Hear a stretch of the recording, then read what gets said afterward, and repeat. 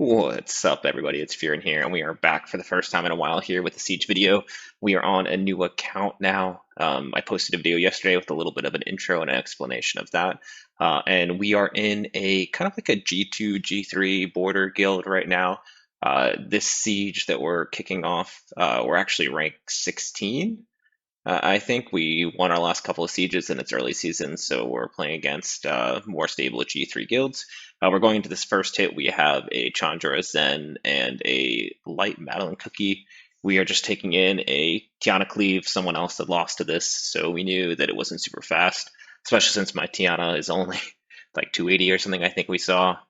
Definitely any sort of Swift on this side of the speed lead could have outsped me.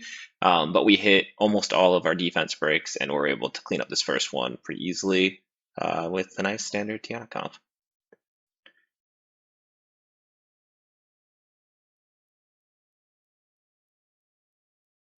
Next, we are going to go into a Sierra Orion, and it's not Ritsu, it's the light Shadowcaster, I forget its name. We're taking in a Praline Kabila Lucian. This is like a little risky because it's super low damage. You can see here that because we have to build Speed Lucian, we actually don't kill the Sierra, we kill the Zen. We have additional damage, and we have our max level Kabila, which is able to finish it off. And yeah, that could have gone poorly, but ended up working out. And next, we're going to hit another LD with this Luis, Craig, and Odin. I took MSD here. This is pretty lazy, but the idea is that Odin is only going to be able to one-shot one unit, and then it's actually going to take quite some time for him to build up stacks again. So we bring in a very tanky Triana on minus wind, and it should be able to either survive the first hit, or if it dies, we're at least in a spot where we're stealing tons of buffs and able to pump out a lot of damage with these twins to get the Odin down as fast as possible. Now, once the Odin is dead, it's a pretty easy fight. But as you saw, the Craig, I don't know if it was deruned or it was just on like a super tank build or something. Yeah, it didn't move first, so now we're just trying frantically to strip some buffs off of this Odin.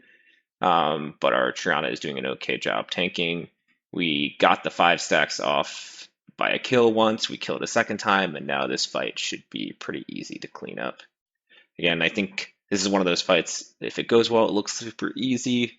I think the loss condition was probably Odin just mauling the Triana and then some procs, or just like stall out long enough that we're not able to kill it before it can get into another 5 stack and kill the twins after that. But it worked out okay.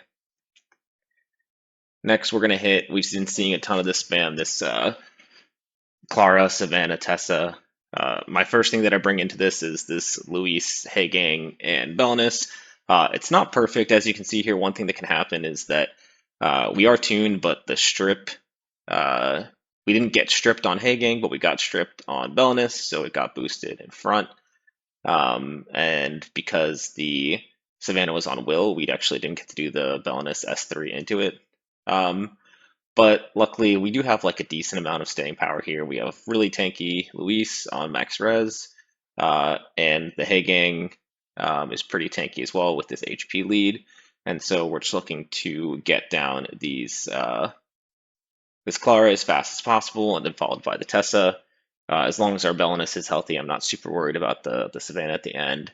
And again, this was like interesting because the fight went a little off at the start. I'd call this like an 85-90 comp or something like that. It's definitely looks pretty crisp when it works, but there's a lot of little things in the beginning or procs that can make this pretty risky.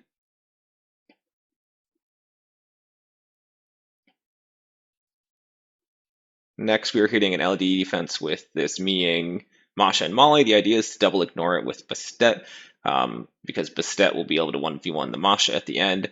But we can see, we think we got Swift Masha, outsped our Swift Bastet, and there's no speed lead on either of these. We sniped the Molly first because of the Molly passive, then we killed the Miying, and then I like thought if it was Swift, it should be really easy to clean this up. It uses the S2 there because it didn't the first time. We're using S2 just for add damage. Thinking, again, should be pretty easy to clean up. But I think we actually see right about here. No, I thought the Masha procced. Oh, it's here. Yeah, so eventually the Masha Fox 3 times, so we're just bad. The Bastet was only like plus 180 or something like that, so if this person has like a plus 160 Masha, it'll outspeed. A little surprising on that defense, but it should have caught me. I got lucky there. Next, we're going to hit another similar defense with this Meeing, but it's Riley Theo. And I'm taking in, this is kind of a content offense. You'd be surprised how much this actually works. It's really fun. I wouldn't call this a good offense to copy or anything, but it's Haynes, Lume, and Winrobo. Usually what happens here between the Winrobo cycling and the Lume on Despair first is that you get some sort of stun, and you can chain that into the Haynes debuff extension. We didn't have any stuns up for the Haynes to extend, so we just did the pushback and the slow. And then afterwards, we can extend all these debuffs. And now we have 2-turn stuns and 3-turn slow on the Riley. And we're just going to look to whittle this stuff down as fast as possible. Usually I run, if I do this, I'll run the Robo on Swift, but we ran it on Violent since this team really has no Swift threats. But again, you're kind of relying on a lot of turns here because you don't have that much damage. But between all of the attack bar absorption, the debuff extension, and the slow debuffs, you do just get a lot of turns. You can see here the Meeting moved once because it procced. The Riley hasn't moved at all. We're able to move back into our skill 2 on our Robo and our pushback again on the Haynes. We have the S3 up on the Robo, but we don't even need to use it. Landing a defense break to get a lot more damage off on this Dark Panda, and we're just looking to kill this down as fast as possible since it's the main damage threat, and there we go. We'll be able to clean this one up. So I think because of a proc, the Meeting moved once, but this offense, if it doesn't get rolling because you get a couple of resists at the beginning, can turn scary pretty quick. Next, we're going to hit just a really, really standard offense. Zero Orion Perna, I'm still seeing this a ton. Even in G3, surprisingly, I mean, this is kind of a border guild, but whatever. We're taking in Bulwark, Camellia, Windy. Into like the Masha Rakan variants of this, I don't see you losing unless you have not super tanky runes on your water units and you get procced on an unlucky Orion RNG, but it's still really, really unlikely if you have the right builds. It's a little bit more annoying with Perna here because the Perna procs can actually make this Sierra live a decent amount since you don't have like that much damage to combo with the Bulwark, but when there's no sustain, I just kill the Sierra first. And also Masha's not really putting any threat into a Windy.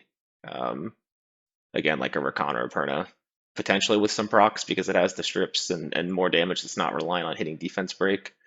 But yeah, after that Sierra goes down, we're feeling pretty good. I think the only chance of a loss here is the kind of like strip defense break, probably into the Amelia in human form, like in a second round, not the first turn. Could be pretty scary, but this worked out okay.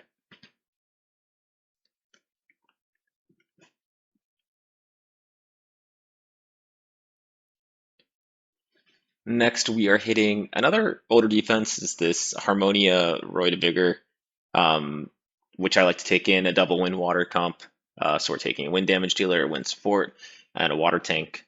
Specifically into Royd, I really like Rena just because you get a little bit of extra sustain as well as the water tank is going to get pushed back a lot by Royd. So if you run something like a Lulu or basically any water unit that relies on moving to generate tankiness, it's not gonna get as much value as something like Rena, who every time she gets crit, and even if Royd isn't built super heavy crit, the elemental advantage will be enough with the multi-hits to make that shield proc if it gets pushed back a whole lot or taunted and doesn't really move. You can see at the beginning we tried to just nuke something with the Hraze and use the reset on the Harmonia, but our reset got resisted, which could actually be pretty scary because probably the loss condition here is the Harmonia S3ing a wind unit and causing the Royd to retarget off the arena. So we really want to avoid that. We also have a little bit of a more YOLO build. You probably noticed this Phrase is just chunking stuff. We missed a crit there because the anti-crit, but we're running a really high damage build, which you don't have to do. You can do more bruiser build here. But because we're running such a high damage build, we're under much more risk for a Harmonia causing a swap onto it. But we got the kill on the Royd, we got the kill on the Vigor, and now it's just gonna be a matter of time. until we will get this Harmonia down. We're going to hit this Clara, Savannah, Tessa again. This time we're going to hit it with Julie offense. The Julie offense on this account so far is really, really bad. I need to make it better.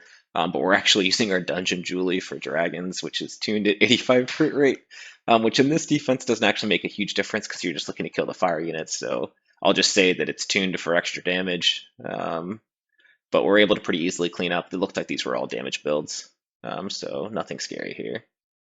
And then for our last hit, we're going into. I've been seeing more defenses with this new Dark 4-star. It seems pretty good, but I don't know if I've seen like the defense that makes it the scariest. I was kind of scraping bottom of the barrel of what I wanted to use. So I ended up going in with this Kinky Roid Lulu, which is kind of weird. We don't really have a lead skill, but my idea was Kinky can tank the main damage threat, because with the multi-hits, he's going to definitely be proccing Kinky passive and the revenges. We want Lulu because we want some sort of better like cleansing and immunity because the threat state combined with the revenge into the brandings from the Vitra are going to cause some retargeting here. And then Roid, I just wanted some sort of damage dealer that was pretty tanky, and the extra defense breaks are cool as well.